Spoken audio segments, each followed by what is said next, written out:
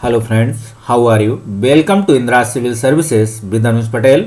हम लोग UPSC, CSC और यूपीपीसीएस, साथ ही अन्य स्टेट पीसीएस जहां प्री कम मेंस की व्यवस्था है, साथ ही इंटरव्यू, तो आप देखेंगे उस श्रृंखलाओं को, उस एग्जाम की श्रृंखला को ध्यान में रखते हुए यह एनसीईआरटी की जो श्रृंखला है, इसके पहले यूनिट में हम लोग पॉलिटी के सेक्शन के अंतर्गत देख रहे हैं। इसके साथ ही यूपीएससी, सीएससी, यूपीपीसीएस, अन्य स्टेट पीसीएस के प्री का एग्जाम है। इसके साथ ही जो वनडे एग्जाम है, एसएससी, बैंकिंग, रेलवे, इन एग्जामों के लिए भी यह श्रृंखला जीएस के पॉइंट ऑफ व्यू से आपको फायदा करेगी या हेल्प करेगी आपकी एग्जामिनेशन हॉल में। तो आप देख सकते हैं। इसके साथ ही ये यूपीएससी, सीएससी के जो जीएस मेंस पेपर 2 आप देखेंगे कि उस श्रृंखला को, यह श्रृंखला खासकर इसी को ध्यान में रखकर बनाई गई हुई है। साथ ही आप ये भी देखेंगे कि यूपीपीसीएस के जो जीएस का मेंस पेपर 2 है, आप देखेंगे उस पार्ट के सिलेबस को कहीं ना कहीं एनसीईआरटी के जो आसपास सिलेबस कवरेज है, उस कवरेज को पूरा करने के लिए ये श्रृंखला चला रहे हैं। तो देख सकते हैं इस क्रम में हम इस पार्ट के संदर्भ में अगर बात करें तो देखेंगे हम कि यूपीएससी, सीएससी, यूपीपीसीएस और जीएस मेंस पेपर 2 के संदर्भ में आपको काफ़ी हेल्पफुल है, क्योंकि इसका जो जीएस क्लास 9th और 10th की जो एनसीईआरटी की बुक है, वो आपको कहीं ना कहीं लगभग पूरा जीएस जितना सिलेबस कवर कर सकता है, तो पूरी एनसीईआरटी आपको कवर करेगी। आगे पिछले जो क्लास 8 की एनसीईआरटी है, क्लास 7 की एनसीईआरटी है, बहुत सारी एनसीईआरटी आपको क्लास 6 से जो 12 है उसमें भी ये जो है सिलेबस कवर करेगा जीएस के पेपर 2 में। इसके साथ ही आप ये देखेंगे, ये क्लास 10th की जो एनसीईआरटी की राजनीति विज्ञान की पाठ्य पुस्तक है। तो आप देख सकते हैं कि UPSC, CSC, UPPCS and other state PCS exam pre and mains के संदर्भ में, और साथ ही आप देखें कि वनडे एग्जाम है और यूपीपीसीएस हमने जो ऐसा बताया कि ऊपर इस श्रृंखला के कि जीएस पेपर 2 जो मेंस के संदर्भ में। तो आज हम क्लास 10th की जो पाठ्य पुस्तक है, इसके हम तीसरे पार्ट पे कह सकते हैं हम इसके आज चैप्टर 2 की शुरुआत कर रहे हैं। पहले चैप्टर को हम लोग खत्म कर चुके हैं। तो संघवाद की बात करेंगे। इसमें आपको कुछ बदलाव कर देते हैं, कुछ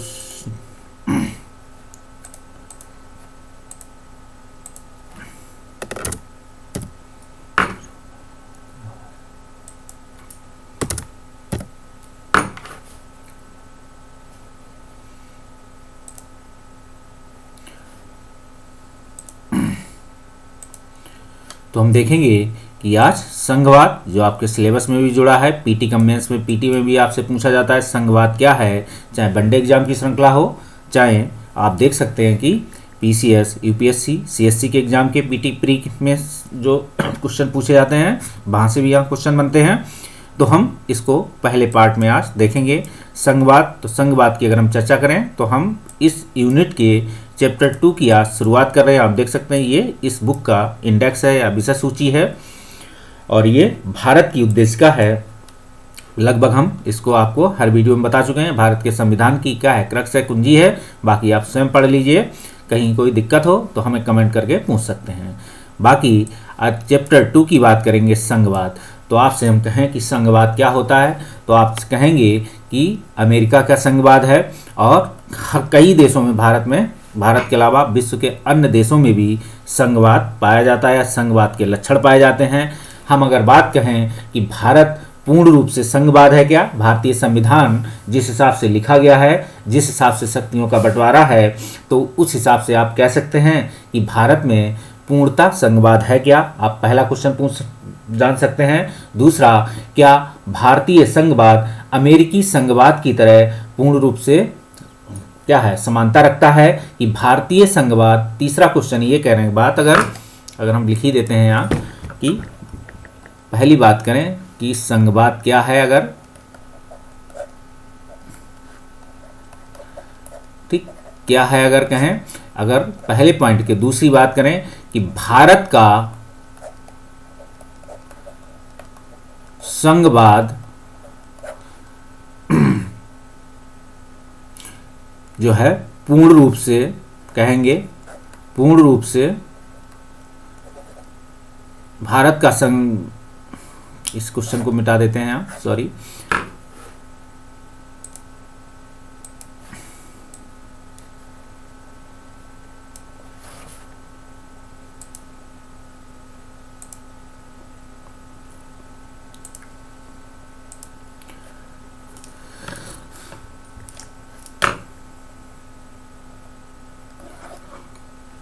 अगर हम बात करें भारतीय संविधान की तो कह सकते हैं कि भारतीय जो संवैधानिक व्यवस्था में पूर्ण रूप से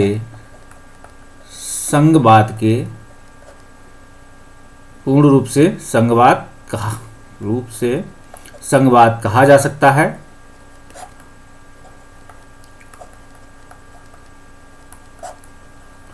और तीसरे क्वेश्चन की अगर हम बात करें कि भारतीय संघवाद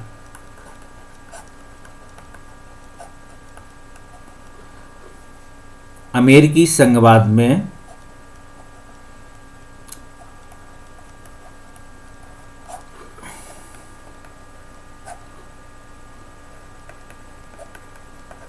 पूर्ण रूप से मतलब मेल खाता है, कह सकते हैं मैचिंग करता है, कह सकते हैं जो भी आपको लगे, मेल खाता है, ठीक है।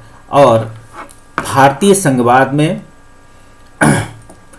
अगर बात करें कि अगर भारतीय संघवाद पूर्ण रूप से संघवाद नहीं है तो भारतीय जो शासन व्यवस्था है या भारतीय संविधान के तहत जो सरकारों का निर्माण होता है उनमें संघवाद के लक्षण दिखाई देते हैं कि पूर्ण रूप से संघवाद है। आपको ये देखना है कि संघवाद क्या होती है। तो संघवाद देखेंगे किसी भी देश में, अगर हम बात करें इसकी कि किसी देश में अगर किसी देश की शासन व्यवस्था में क्या होगा, हर स्तर पर संघ जो है, जैसे संविधान के तहत शासन व्यवस्था में सरकार का जो निर्माण होता है या सरकारें जो गठन होती हैं, कहें वो किस तरीके से काम करती हैं, उनके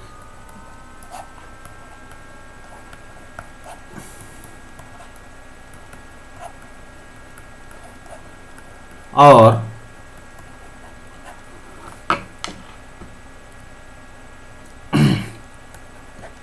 क्या संघवाद में एक से अधिक स्तर का सरकार की केंद्रीय सरकार के अलावा राज्य स्तरीय सरकार अन्य सरकारों का होना आवश्यक है। अगर आपसे सवाल पूछा जाए तो आप देखेंगे कि संघवाद की अगर बात करें तो संघवाद में क्या है, संघवाद में क्या होता है, शक्तियों का बंटवारा होता है। आप देखेंगे अलग अलग रूप से। तो अगर जिन देशों में केंद्रीय व्यवस्था है तो केंद्रीय व्यवस्था में भी आप देखेंगे कि जहां एक दलीय या केंद्र में क्या है, एक जो है राज्य सरकारों का वहां निर्माण नहीं है, वहां भी कुछ लक्षण संघवाद के पाए गए हैं उनकी शासन व्यवस्था में इस तरीके से। क्योंकि अगर केंद्रीय व्यवस्था के तहत केंद्रीय सरकार है तो राज्य सरकारें नहीं हैं, तो राज्य सरकारों के अलावा अन्य कोई सरकार वहां अवश्य होगी। आप देख सकते हैं उस संदर्भ में। दूसरा, अगर हम बात करें कि केंद्र सरकार के अलावा आप बात करें, अगर केंद्र सरकार के अलावा आप कहेंगे राज्य सरकारों का, ठीक है, राज्य सरकार होगी। और इसके साथ ही हम कहेंगे क्या, इनके शक्तियों का बंटवारा होगा। यहाँ भी क्या होगा, इनका आप देखेंगे इनका अपनी नागरिकता होगी। जो संघवाद के लक्षण होंगे, इनके अपना कार्य क्षेत्र होगा। आप देखेंगे जो अमेरिका के संघवाद है वो पूर्ण रूप से क्या, प्योर संघवाद कहा जाता है कि इस संघवाद की पूर्ण लक्षण पाए जाते हैं। लेकिन भारतीय संघवाद में आप देखेंगे कि संघवाद पूरी तरीके से नहीं पाया जाता है, क्योंकि भारतीय शासन व्यवस्था हम देखेंगे संसदीय प्रणाली ब्रिटेन से अपनाई गई है। शासन व्यवस्था में आप देखेंगे किस तरीके से कि कनाडा के शासन व्यवस्था को अपनाई गई है। लेकिन आप ये भी देखेंगे क्या कि जो राष्ट्रपति की पद है, अन्य जो पद हैं वो अमेरिका से अपनाए गए। उनकी शक्तियां, राष्ट्रपति के कार्यों को भी कहीं ना कहीं अमेरिका से अपनाया गया है। इसलिए भारतीय संविधान में आप देखेंगे कहीं ना कहीं बहुत सारे लक्षण पाए जाते हैं कि केंद्र के पास अधिक शक्तियों का होना और दूसरा राज्यों के पास भी क्या है, शक्तियां होना, लेकिन कम शक्तियों का होना। तो आप देखेंगे संघवाद के पूर्ण लक्षण भारतीय संघवाद में नहीं पाए जाते हैं। अर्धसंघात्मक व्यवस्था बोली जाती है क्योंकि भारतीय संघवाद पूर्ण रूप से संघवाद का उदाहरण नहीं है। क्योंकि यहाँ दूसरी बात करें अगर संघवाद में, तो आप कहेंगे कि राज्यों के एक समूह से मिलकर जिस संघ का निर्माण हो, अगर संघवाद एक लाइन में लिखा जाए तो उसे हम क्या बोलेंगे, राज्य अपने एक समझौते से, क्योंकि अमेरिकी संघवाद में क्या था, राज्यों ने एक समझौता किया, संघवाद कह सकते हैं, और उस समझौते के तहत उन्होंने एक जो है अपने संविधान के लिए एक समूह बनाया। और इसके साथ ही आप देखेंगे भारत में क्या है, राज्यों का एक संघ है, तो इसलिए आप कह सकते हैं भारतीय संविधान के पहले आर्टिकल में ही कहा गया है कि भारत में क्या होगा, भारत में राज्यों का एक संघ होगा। तो आप देखेंगे राज्यों के संघवाद की बात है तो संघवाद के लक्षण पाए जाते हैं, लेकिन यहाँ क्या है, यहाँ संघवाद में राज्यों से मिलकर केंद्र का निर्माण नहीं हुआ, बल्कि आप देखेंगे अमेरिकी संविधान में सभी राज्यों को मिलाकर एक संघ बना, संघ के साथ केंद्रीय व्यवस्था बनी। लेकिन अमेरिका के भारत के संविधान में अगर आप देखेंगे तो भारत के संविधान में क्या है, भारत के संविधान में राज्यों का एक संघ है, लेकिन संघ की व्यवस्था अलग है। ऐसा नहीं है कि राज्य जब सारे मिले तब जाके एक संघ बना, तो ऐसा नहीं हुआ। तो आप देखेंगे कि बहुत सारे राज्यों का बाद में भी निर्माण हुआ, बहुत सारे राज्यों से राज्यों का निर्माण हुआ, तो आप इसे देख सकते हैं। चलिए हम इसके पार्ट की बात करें। शासन के विभिन्न स्तरों के बीच सत्ता का बंटवारा के बीच है, ऊर्ध्वाधर बंटवारा शक्तियों के बंटवारे की बात है। आप देखेंगे शक्तियों के बंटवारे के संदर्भ में पहली पॉइंट आप देखेंगे ऊर्ध्वाधर बंटवारा आधुनिक लोकतंत्र में सत्ता की साझेदारी का एक आम रूप है। इस अध्याय में हम सत्ता के बंटवारे के संदर्भ में विचार करेंगे। आपने सत्ता या राजनीति के बंटवारे में आप देखेंगे सत्ता में साझेदारी में इस पे हम चर्चा कर चुके थे। इसे आमतौर पर संघवाद कहा जाता है अगर कहें शक्तियों के बंटवारे के संदर्भ में। इसके साथ ही आप कहेंगे कि लोकतांत्रिक व्यवस्था के अंदर अलग अलग इलाकों के साथ अलग अलग इलाकों का ठीक है साथ रहना और चलना संभव पाता है। तो आप देखेंगे कि संघवाद कहा जाता है। ऐसी लोकतांत्रिक व्यवस्था यहाँ बताया गया कि संघवाद क्या है, तो ऐसी लोकतांत्रिक व्यवस्था के अंदर अलग इलाकों का मतलब है कि ये राज्य कह सकते हैं, इन्हें राज्य कहिए आप, कि इलाकों का एक साथ रहने की बात है और चलना उनका चलना भी संभव है कि संविधान के तहत उनके अलग अलग सभी जो राज्यों या इलाकों को मिलाकर एक गठजोड़ बनाना, फिर उनका एक साथ चलना, जो संविधान के तहत उनके पास शक्तियों का बंटवारा होना। ठीक है, तो इसे हम संघवाद के लक्षण या संघवाद कहेंगे। भारत के संघवाद के सिद्धांत और व्यवहार को समझने की कोशिश की गई है। संघीय ढांचे से संबंधित संवैधानिक प्रावधानों पर चर्चा के बाद इस अध्याय को अगर हम बात करेंगे तो इसमें देखेंगे कि संघवाद को मजबूत करने वाली नीतियों और राजनीति का विश्लेषण किया जाएगा। ये इसका इंट्रोडक्शन है इस टॉपिक का। तो हम बात कर सकते हैं कि भारत में संघवाद के लक्षणों के संदर्भ में कहेंगे शक्तियों का झुकाव केंद्र की ओर है, इसलिए संघवाद कहा जाता है। दूसरा, भारतीय राज्यों का जो है राज्यों का एक संघ है, इस बात की बात अपने भारतीय संविधान में की गई। इसके साथ ही आप देखेंगे इनकी नीतियों का कि क्या नीतियां हैं, तो आप इनके संघवाद के लक्षण दिखाई देंगे। हम भारतीय संघवाद के नए और तीसरे स्तर मतलब विश्व के एक अनूठा जो कहेंगे अनूठा या कह के संघवाद है, क्योंकि यहाँ एक तीसरे स्तर की स्थानीय शासन की भी चर्चा इस संघवाद में कही गई है या कही गई है। कहेंगे तो संघवाद क्या है, आपसे टॉपिक क्या है, तो आप देख सकते हैं कि संघीय शासन व्यवस्था में सर्वोच्च सत्ता केंद्रीय प्राधिकार और उसकी विभिन्न आनुषंगिक इकाइयों के बीच बांट दी जाती है। तो आप देख सकते हैं कि जहां सिर्फ एक स्तरीय व्यवस्था है मतलब केंद्र में शासन है, वहां भी संघीय व्यवस्था है, तो सर्वोच्च सत्ता केंद्रीय प्राधिकार हैं, उसकी अगर केंद्रीय सत्ता है तो उनकी कुछ इकाइयां हैं, उन इकाइयों में बांट दी जाती है। आप देखेंगे कि उन इकाइयों के संदर्भ में क्या है, जहाँ केंद्रीय सत्ता है तो वहाँ कोई अन्य इकाइयाँ होंगी, राज्य नहीं है तो उन्हें किसी और नाम से जाना जाता होगा। तो इसी संदर्भ में अमेरिका के संविधान की बात करेंगे, अगर हम या भारत के संविधान की बात करेंगे तो आप देखेंगे कि केंद्रीय व्यवस्था के तहत क्या है, केंद्र में जो व्यवस्था जो शक्तियां हैं सेम उन्हीं शक्तियों और बंटवारों कार्यों का निर्माण क्या किया गया है, राज्यों में भी किया गया है। सेम व्यवस्था आप देख सकते हैं क्या है अमेरिका में, क्या है कि अमेरिका में दो तरीके की है कि अमेरिका की एक तो पहले तो केंद्रीय सत्ता है तो वहाँ संघवाद है, दूसरा आप देख सकते हैं कि दूसरी व्यवस्था ऐसी है कि वहाँ के राज्यों का अपना संविधान है, अपनी और अपने कार्य क्षेत्र हैं, लेकिन शक्तियों का झुकाव वहाँ भी केंद्र की तरफ है। इस तो अनुषंगिक इकाइयों के बीच उनकी बांट दी जाती हैं प्राधिकार सत्ता। आप देख सकते हैं आमतौर पर संघीय व्यवस्था में 2 स्तर की सरकारें होती हैं। आमतौर पर, हालांकि हमेशा ऐसा नहीं होता है, लेकिन 2 स्तर पर हमेशा होती हैं। तो क्वेश्चन ये पीटी में पूछा जा सकता है आपसे, ठीक है, कि संघीय व्यवस्था में आमतौर पर 2 स्तर की सरकारें होती हैं। दूसरा, इसके साथ ही आप देखेंगे इसमें एक सरकार पूरे देश के लिए काम करती है, जैसे ये पूरा देश है, ठीक है, इसमें काम करती है, जिसके विभिन्न राष्ट्रीय महत्व के विषय होते हैं। यहाँ जैसे भारत में संघ सूची की विषय है, राज्य सूची के विषय हैं, समवर्ती सूची के विषय हैं, कह सकेंगे ये भी कहीं ना कहीं संघवाद के लक्षण है, याद रखिएगा। फिर राज्य या प्रांतों के स्तर की सरकारें होती हैं, ठीक है, राज्य या प्रांत, तो इसके अंदर भी बहुत सारे प्रांत हैं, आप देख सकते हैं। इन प्रांतों की भी सरकारें होती हैं, इनमें भी वही कार्य होते हैं जो आप जो है एक केंद्रीय सत्ता के दौरान कार्य किए जाते हैं। कुछ कार्यों को छोड़कर वो जो राज्य के दैनंदिन मतलब कामकाज के लिए देखती हैं। सत्ता के इन दोनों स्तरों की सरकारें अपने अपने स्तर पर स्वतंत्र होकर अपना काम करती हैं। तो आप देख सकते हैं कि जो शासन के दौरान दिन प्रतिदिन के कामकाज, भारत के संदर्भ में बात की जा रही है, क्योंकि भारत में दिन प्रतिदिन कामकाज का मतलब है यहाँ संसदीय व्यवस्था है, इसलिए ये पॉइंट लिखा हुआ है, क्योंकि ये लाइनें भारत के संदर्भ में लिखी गई हैं पूर्ण रूप से।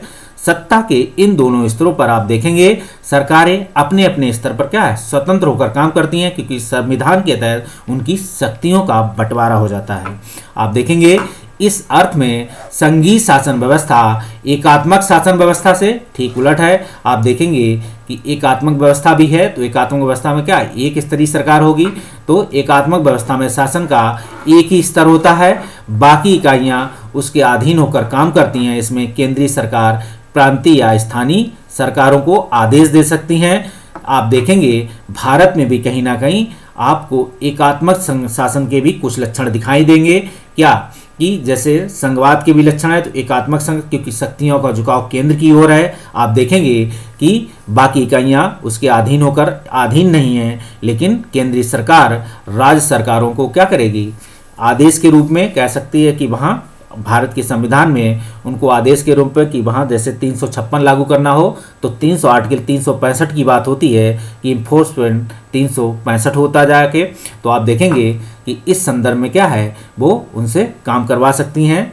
आप देखना चाहें इसे, इसमें केंद्रीय सरकार प्रांतीय या स्थानीय सरकारों को आदेश दे सकती हैं। भारत में पूर्ण रूप से ऐसा नहीं है, क्योंकि दोनों के अपने अपने विषय हैं, अपने कार्यक्षेत्र में काम करती हैं। बहुदलीय व्यवस्था है। आप देखेंगे अगर सेंट्रल में क्या है, इस समय यूपीए की एनडीए की सरकार है, तो अन्य राज्यों में अन्य दलों की भी सरकार हैं, तो ऐसा आदेश नहीं दे सकती। लेकिन कुछ लक्षण ऐसे हैं भारतीय संविधान में जो उनसे काम करा सकती हैं, या इमरजेंसी काल में आप देखेंगे वो उनको आदेश दे सकती हैं, कामकाज के रूप गाइडलाइन दे सकती हैं। संघीय व्यवस्था में उल्टा है। आप देखेंगे कि संघीय व्यवस्था में ठीक है केंद्रीय सरकार राज्य सरकारों को कुछ खास काम करने का आदेश नहीं देती।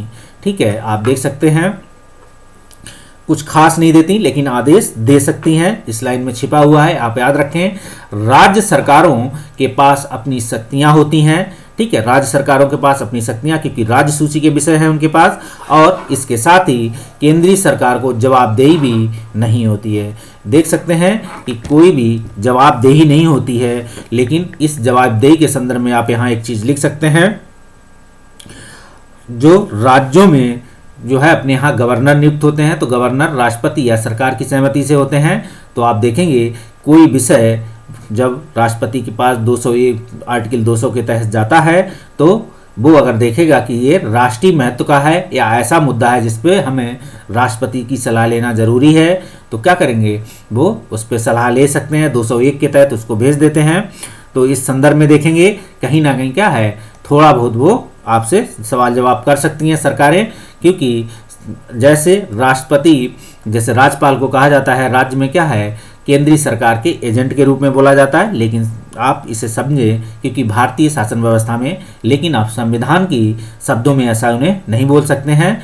और इसके साथ ही आप देखेंगे कि क्या है, राष्ट्रपति को क्या कहा जाता है कि ये सरकार की क्या है एक स्टीयरिंग है, जिससे राष्ट्र जो है प्रधानमंत्री जिधर चाहे या मंत्रिपरिषद जिधर चाहे उधर घुमाएंगी। तो आप देखेंगे कि स्टीयरिंग कहाँ पे है और तो आप देखेंगे इंजन के दो पहिए हैं गाड़ी के, दोनों पे सरकारें बैठी हुई हैं तो अपने अपने हिसाब से काम करती हैं, लेकिन ये शासन व्यवस्था में आईजीपी के तहत लिखा जा सकता है। लेकिन भारतीय संविधान के अगर पोलिटी कोर में जाएंगे तो आप इन शब्दों का प्रयोग नहीं करेंगे। ये दोनों ही सरकारें अपने अपने स्तर पर लोगों को क्या है जवाबदेही होती है, इनकी अकाउंटेबिलिटी होती है कि राज्य सरकारें भी क्या है, आप देखेंगे कि भारत में केंद्र सरकार, राज्य सरकार और पंचायती राज की बात कर सकते हैं। क्या है, तीनों ही सरकारें आप देख सकते हैं अकाउंटेबिलिटी है किनकी, लोगों के प्रति। ठीक है,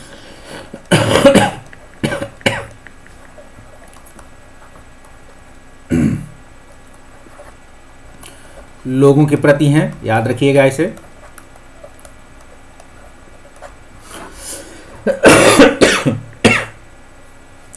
अगर हम बात करें कि विश्व में संघीय व्यवस्था में देख सकते हैं कि विश्व में संघीय व्यवस्था कहाँ कहाँ पाई जाती है, तो रसिया को देख सकते हैं, भारत को देख सकते हैं मुख्य रूप से, खासकर आप संयुक्त राज्य अमेरिका, कनाडा आप देखेंगे कि पूरा नॉर्थ अमेरिका है एक तरीके से, और वेनेजुला भारत के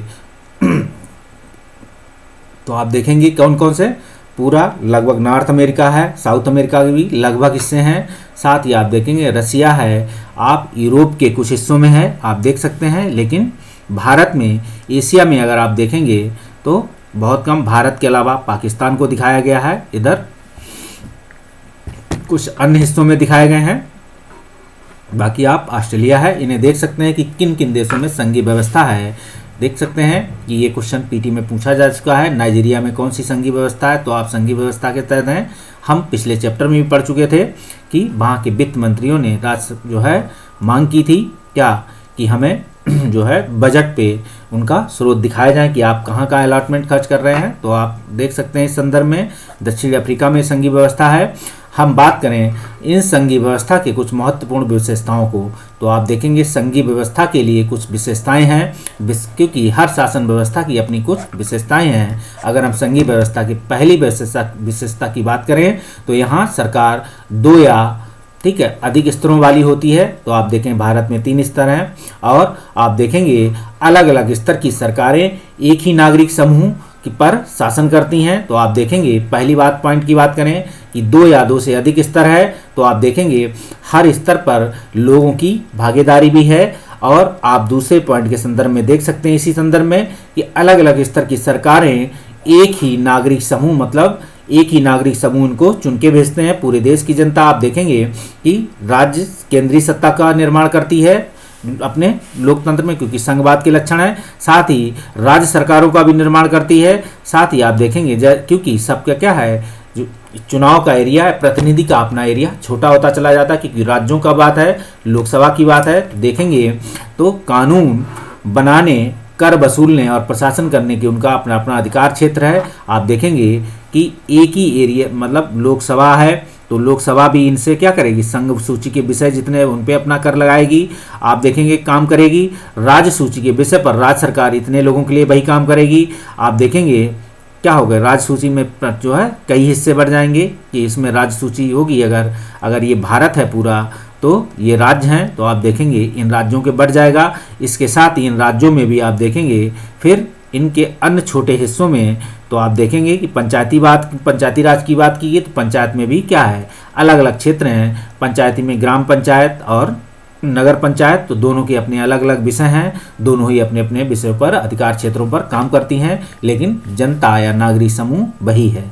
तो आप देखेंगे दूसरी बात। तीसरी अगर हम बात करें, विभिन्न स्तरों की सरकारों के अधिकार क्षेत्र संविधान में स्पष्ट रूप से वर्णित हैं। तो आप देखेंगे कि विभिन्न स्तरों की सरकारों के मतलब जो अधिकार होंगे, क्षेत्र होगा, वो क्या होगा, हमारे या विश्व के अन्य संविधानों में लिखित रूप में या होगा। तो आप देख सकते हैं अमेरिका हो, चाहे भारत हो, चाहे ऑस्ट्रेलिया हो, इन सभी क्षेत्रों में इनकी बात की गई है। इसलिए संविधान सरकार के हर स्तर के अस्तित्व और प्राधिकार की गारंटी की सुरक्षा देता है। तो देख सकते हैं कि संविधान सरकार के हर स्तर के अस्तित्व और प्राधिकार की गारंटी और सुरक्षा देता है। आप देखेंगे संविधान के मौलिक प्रावधानों को किसी एक स्तर की सरकार अकेले नहीं बदल सकती। तो आप देखेंगे ऐसे बदलाव दोनों स्तर की सरकारों की सहमति से ही हो सकते हैं। तो आप देखेंगे संविधान के मौलिक प्रावधानों को किसी एक स्तर की सरकार अकेले नहीं बदल सकती। तो देख सकते हैं कि क्या होगा, भारतीय शासन व्यवस्था में जो बहुत सारे ऐसे प्रावधान है, संविधान में संशोधन करने का अधिकार किसको है, लोकसभा या केंद्रीय सरकार को।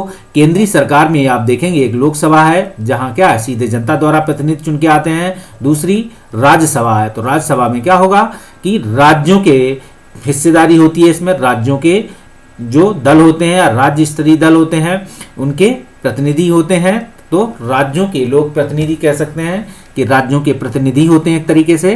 तो आप देखेंगे कि मौलिक प्रावधानों को किसी भी स्तर की सरकार अकेले नहीं बदल सकती।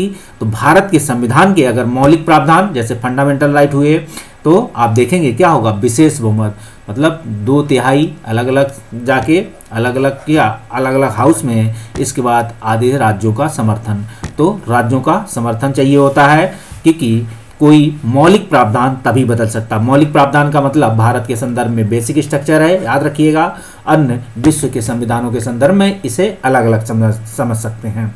इसके साथ ही हम देखेंगे कि राज्य की सरकारों की सहमति से ही ये हो सकते हैं, दोनों स्तरों की सरकारों से। अदालतों को संविधान और विभिन्न स्तर की सरकारों के अधिकारों की व्याख्या करने का अधिकार है।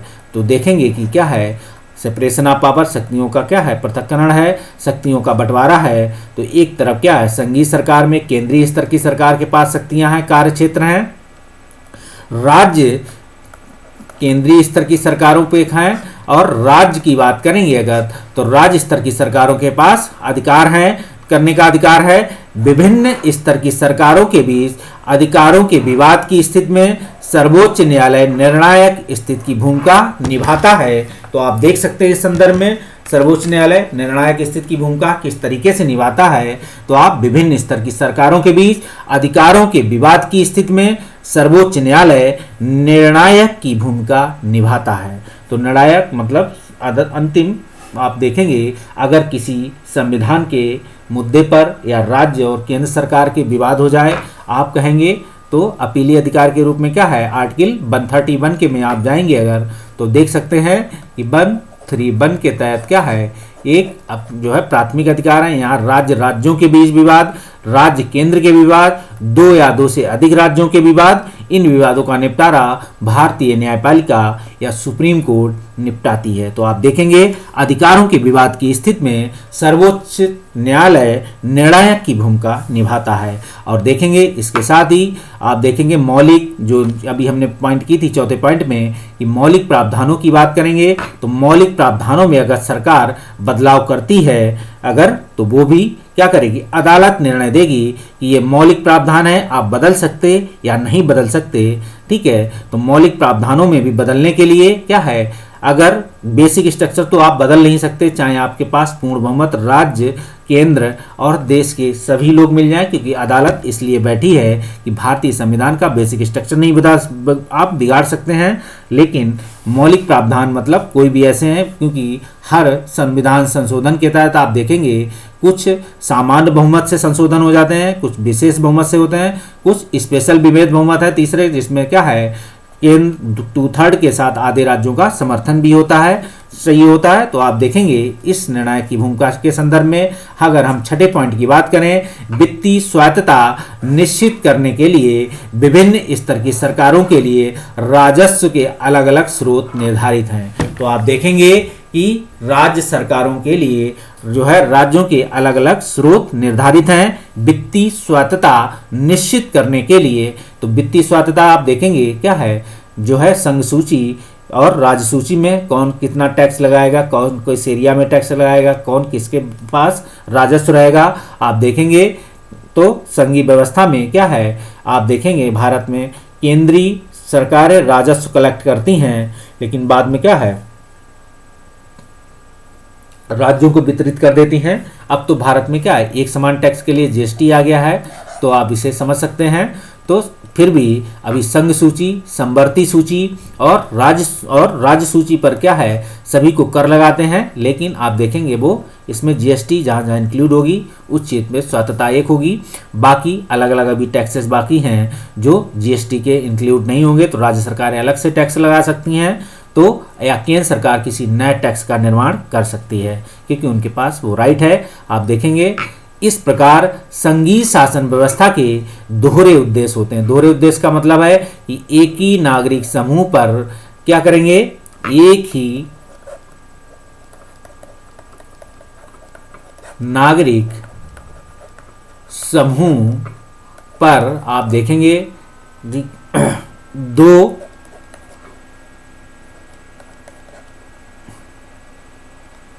दो या दो से अधिक कह सकते हैं सरकारें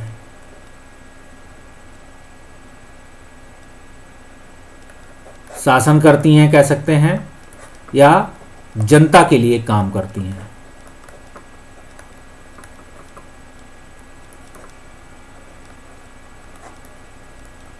इसे देख सकते हैं आप, ठीक है। तो देश की एकता की सुरक्षा करना और बढ़ावा देना, इसके साथ ही आप देखेंगे क्षेत्रीय विविधताओं को पूरा सम्मान करना। तो इसे आप देख सकते हैं कि क्षेत्रीय विविधताओं का पूरा सम्मान किया जाता है।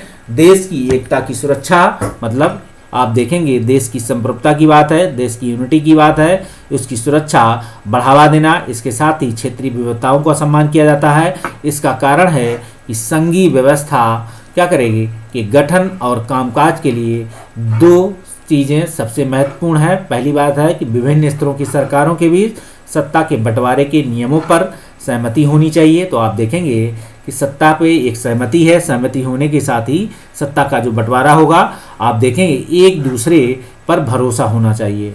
ठीक, इसके साथ ही आप देखेंगे एक दूसरे पर वो भरोसा होना चाहिए। वे अपने अधिकार क्षेत्रों को मानेंगे। आदर्श संघीय व्यवस्था में ये दोनों पक्ष होते हैं। आपसी भरोसा के साथ रहने के साथ आप देखेंगे रहने पर सहमति है।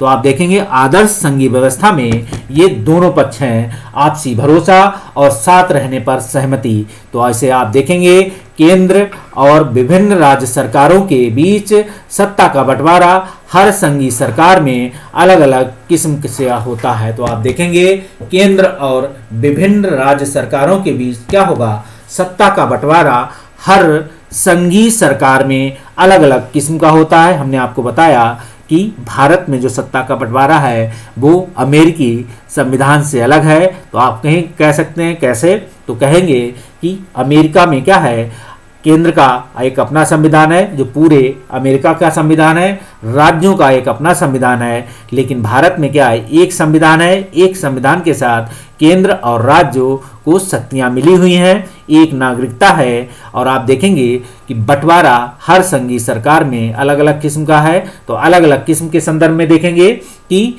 बंटवारा कि भारत में जो शक्तियां हैं वो केंद्र के पास कुछ अलग हैं, राज्यों के पास कुछ अलग हैं, लेकिन अमेरिका में अलग है। या कनाडा की सरकार की बात करें तो कनाडा में भी क्या है, जो अपनी यहाँ संघीय व्यवस्था है उसका ढांचा कह सकते हैं कनाडा का अपनाया गया है। लेकिन फिर भी आप देखेंगे क्या है, कुछ संघीय लक्षण में बदलाव आपको दिखाई पड़ेंगे, क्योंकि आप देख सकते हैं कि यहाँ क्या है, बहुदलीय व्यवस्थाएं हैं, अलग अलग चीज़ें हैं। तो इसको देख सकते हैं। इसके साथ ही आप कहेंगे यह बात इस चीज़ पर निर्भर करती है कि संघ की स्थापना किन ऐतिहासिक संदर्भों में हुई है। तो आप देखेंगे कि अमेरिकी संघ की स्थापना एक ऐतिहासिक संदर्भ में होती है और संघीय शासन व्यवस्थाएं आमतौर पर क्या करती हैं, दो तरीके से गठित होती हैं। तो आप इसे आप देख सकते हैं कि इन दो तरीकों से गठित होती हैं। अगर हम पहले तरीके की बात करें तो पहला तरीका है कि दो या अधिक स्वतंत्र राष्ट्रों को एक साथ लाकर एक बड़ी इकाई गठित करना। ठीक है, पहले दो स्वतंत्र राष्ट्र कह सकते हैं। कैसे, आप देखेंगे कि दो स्वतंत्र राष्ट्र हैं, अलग अलग थे, लेकिन उन्हें अमेरिका में क्या थे, जो पहले एक एक राज्य थे, यूनिट थी, वो एक राज्य के बराबर थे, अलग अलग राज्य हुआ करते थे। इसीलिए आप देखेंगे जब वहाँ अपने बेसिक शासन था तो अलग अलग राज्यों पर उनका शासन था, लेकिन जो ब्रिटेन का, लेकिन जब वो एक साथ मिलकर जो है खड़े हुए, उन्होंने उस चीज़ पर आप देखेंगे जब उन्होंने वहाँ से क्या स्वतंत्रता मिली तो उन्होंने एक ऐतिहासिक समझौता किया। उस ऐतिहासिक समझौते में क्या हुआ, 13 राज्यों ने मिलकर कि हम एक संघ का निर्माण करते हैं। समझौते के तहत हम इसमें से अगर कोई किसी को पहले था कि अलग रहने का, अलग होने का अधिकार है उस यूनिट से, लेकिन बाद में वहाँ की न्यायपालिका ने ऐसे संशोधन कर दिए कि किसी भी देश को क्या है, अलग होने का अधिकार अब नहीं है, या ऐसी कोई गलती नहीं। उन्होंने बहुत सारे उस पर प्रोविज़न ला दिए। अगर आप देखेंगे, अगर वो लाइन लिखी हुई है, इसके साथ ही उन्होंने बहुत सारे क्या हो गए क्लाजेज बना दिए हैं कि आपके ये आधार होने चाहिए। तो राष्ट्रों के साथ एक साथ लाकर बड़ी इकाई यूनिट गठित करने का, इसमें दोनों स्वतंत्र राष्ट्र अपनी संप्रभुता को एक साथ करते हैं। आप देख सकते हैं, अगर भूटान के संदर्भ में कह सकते हैं, भूटान कहते हैं सिक्किम, सॉरी, पहले सिक्किम क्या था, सिक्किम में एक राज था और वहाँ का किंगडम था, राजा थे।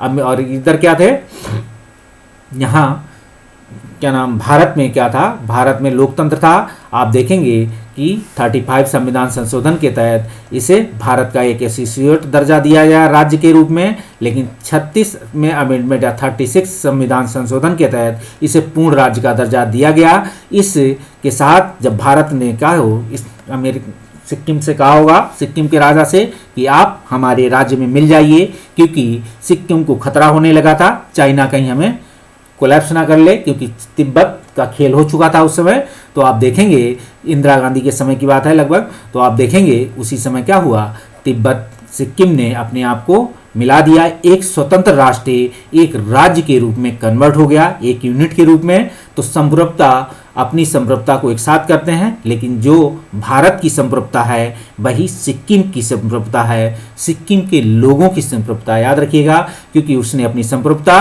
भारत के संविधान में समर्पित कर दी। जो भारत के संविधान निर्माण हुआ था, एक सामान्य इच्छा के तहत भारत के लोगों ने अपनी संप्रभुता को भारत के संविधान को समर्पित किया, तो वहाँ के लोगों ने भी अपनी संप्रभुता अपने संविधान को या भारत के संविधान को समर्पित कर दी। तो वही सारे अधिकार जो एक भारत को मिले हुए थे वो वहाँ के सिक्किम के लोगों को प्राप्त हुए हैं। और इसके साथ ही भारतीय संविधान के तहत जो है, अपनी इंडियन गवर्नमेंट सिस्टम के तहत सरकारों ने उन्हें विशेष राज्य के दर्जे के तहत कुछ विशेष उपलब्धियाँ प्रदान की।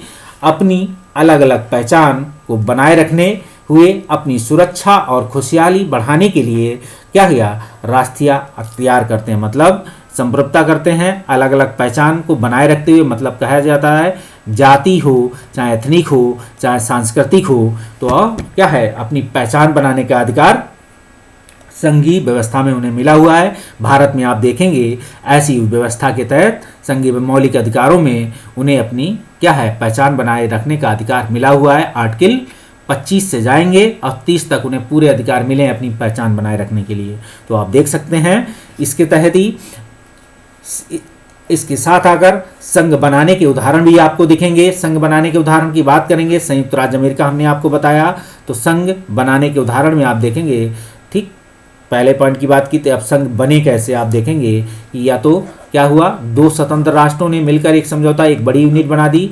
अब देखेंगे कि दूसरा अमेरिका का जो संघ बनने का उदाहरण है, संयुक्त राज्य अमेरिका है, स्विट्जरलैंड है और ऑस्ट्रेलिया है। इन्होंने क्या हुआ, इस तरह की संघीय व्यवस्था वाले मुल्कों में आमतौर पर प्रांतों को समान अधिकार होता है, वे केंद्र के क्या है ज़्यादा ताकतवर होते हैं। केंद्र के बरपक्ष आप देखेंगे भारत में भी क्या है, कुछ स्तर पर आप देखेंगे किसको, विधान परिषद के मामले की बात करें, ठीक, तो विधान परिषद और राज्यसभा के संदर्भ में तो आप देखेंगे कुछ ज़्यादा राइट कभी कहीं कुछ एरियाज में मिल जाते हैं।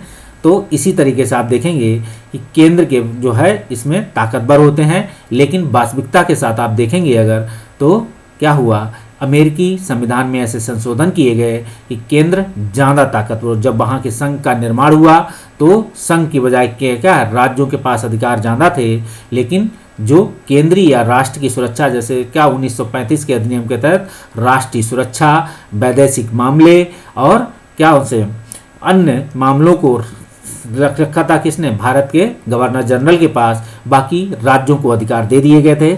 लेकिन आप देखेंगे महत्वपूर्ण मुद्दों पर केंद्र के पास सत्ता होती हैं, क्या पावर्स होती हैं, जो है किसमें, फेडरल गवर्नमेंट में भी, लेकिन ज़्यादा कार्य करने या ज़्यादा एरिया कहेंगे अगर कहें शक्ति कह सकते हैं, तो शक्ति के संदर्भ में जो राज्य स्तर के विषय हैं उन पे काम करने के, क्योंकि लॉ एंड ऑर्डर की बात है, प्रांतों में ही राज्य लोग निवास करते हैं। तो आप देखेंगे कि संघीय शासन व्यवस्था के गठन का दूसरा तरीका है बड़े देश अपनी आंतरिक विविधता को ध्यान में रखते हुए राज्यों का गठन करना। ठीक है, राज्यों का, तो यही व्यवस्था भारत में अपनाई गई है कि संघीय शासन व्यवस्था के गठन का दूसरा तरीका बड़े देश अपनी आंतरिक विविधता को ध्यान में रखते हुए राज्यों का गठन करना, फिर राज्य और राष्ट्रीय सरकार के बीच सत्ता का बंटवारा करना। तो आप देखेंगे भारत के आर्टिकल 1 में आपको कहीं ना कहीं यही लक्षण आपको दिखाई पड़ेगा, आप देख सकते हैं संदर्भ में। इसके साथ ही भारत, बेल्जियम, स्पेन और इसके उदाहरण हैं। दूसरे श्रेणी वाली व्यवस्था में आप देखेंगे राज्यों को राज्यों की तुलना, आप इस वर्ड को हटा दें, ये लिखा है उर्दू, या कह सकते हैं बरक्स की बात है, मतलब केंद्र, या कह सकते हैं ये क्या है, फारसी वर्ड कह सकते हैं, एग्जैक्ट मुझे नहीं पता। आप देख सकते हैं राज्यों के बरक्स केंद्र सरकार ज़्यादा ताकतवर होती हैं। तो आप देखेंगे कि अपने यहाँ शक्तियों का झुकाव केंद्र सरकार की तरफ है। अक्सर इस व्यवस्था में विभिन्न राज्यों को समान अधिकार दिए जाते हैं, विशेष स्थिति में किसी राज्य को विशेष अधिकार दिए जाते हैं। देखेंगे तो आप देख सकते हैं भारतीय, कभी क्वेश्चन बन जाए कि भारतीय संघवाद जो है वो किन किन देशों से मिलता जुलता उदाहरण है, तो भारत, बेल्जियम, स्पेन। ये क्वेश्चन पीटी में बन भी चुका है, याद रखिएगा, ये क्वेश्चन पूछा जा चुका है, इसे याद रखें आप। इसके साथ ही आप इसकी बात करें कि अगर हम कहें अधिकार क्षेत्र संघीय व्यवस्था में, तो ऐसा धारा जिस पर किसी का वैधानिक अधिकार हो, तो आप देखेंगे संविधान में क्या है, शक्तियों के बंटवारे, उनके क्या है, क्षेत्र का बंटवारा। ठीक है, शक्तियों के साथ, तो यह दायरा भौगोलिक सीमा के अंतर्गत परिभाषित होता है। आप देख सकते हैं संदर्भ में एक राज्य का भी भौगोलिक सीमा है, तो जो लोगों द्वारा स्वयं खींची गई है, अथवा इसके अंतर्गत कुछ विषय को भी रखा जा सकता है, जैसे आप संघ सूची, राज्य सूची, समवर्ती सूची, तो इसमें विषय भी रखे हैं। संघीय व्यवस्था सिर्फ बड़े देशों के अनुकूल है, तो बेल्जियम ने इसे क्यों अपनाया? आप इससे क्वेश्चन पूछ सकते हैं। क्या आप इस मत से सहमत हैं कि भारत जो संघीय व्यवस्था है वो एक बड़े क्षेत्र के लिए ही अनुकूल है? ठीक है, तो क्या आप इस मत से सहमत हैं कि संघीय व्यवस्था बड़े क्षेत्र या बड़े देशों के लिए ही जो है अनुकूल है? आप इस पे आप टिप्पणी कीजिए या उत्तर लिखिए, समीक्षात्मक उत्तर लिखिए, क्वेश्चन बन सकता है। और क्वेश्चन पहली ने क्वेश्चन पूछा है, तो पहली के क्वेश्चन से ही क्वेश्चन निकल आया आपका।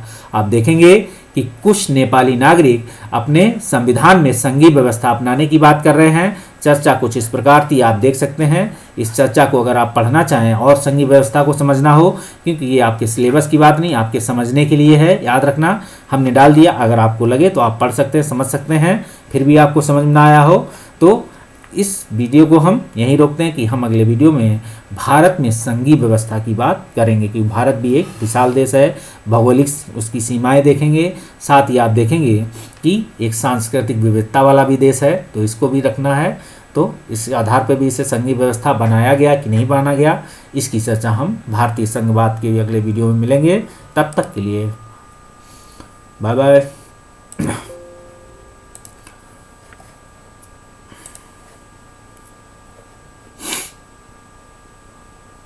भाई बाबा, भाई बाबा।